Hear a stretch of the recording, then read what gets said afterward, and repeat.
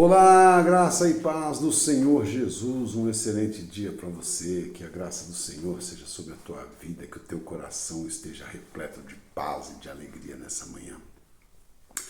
Falei esses dias num videozinho que fiz ali sobre religião, né, sobre aqueles conceitos religiosos que a gente vai carregando ao longo da vida, onde as pessoas assimilam em primeiro lugar o conceito da religião antes do conceito espiritual.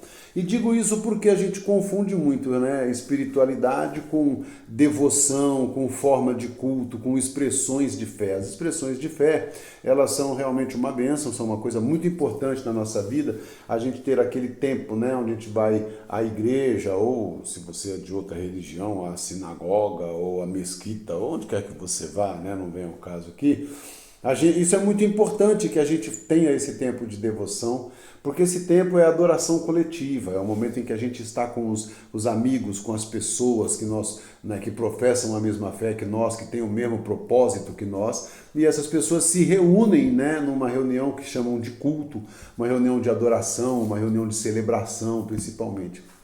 Mas isso não quer dizer, isso não é a nossa espiritualidade, né? Porque tem muita gente que vai à igreja com frequência, que faz essas coisas todas e que na verdade não tem definidas em si uma forma de, uma expressão, um conhecimento da sua própria fé.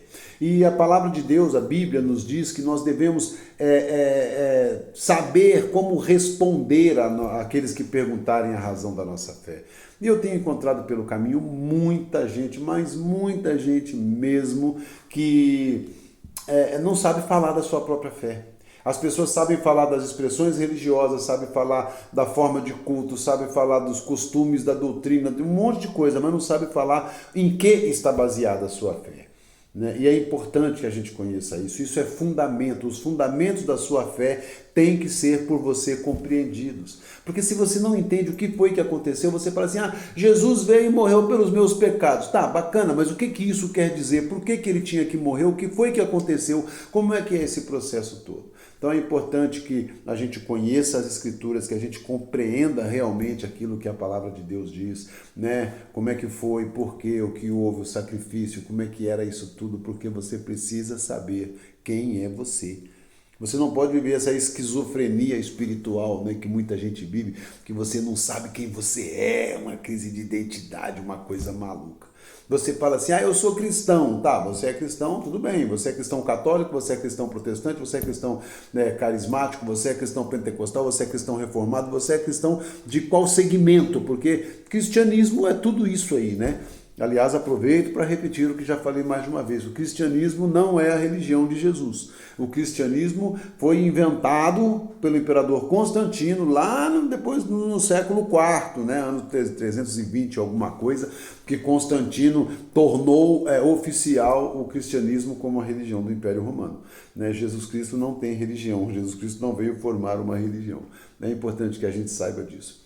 Querido, pense bem sobre os fundamentos da sua fé, aquilo que você é, aquilo que você crê, aquilo que você expressa.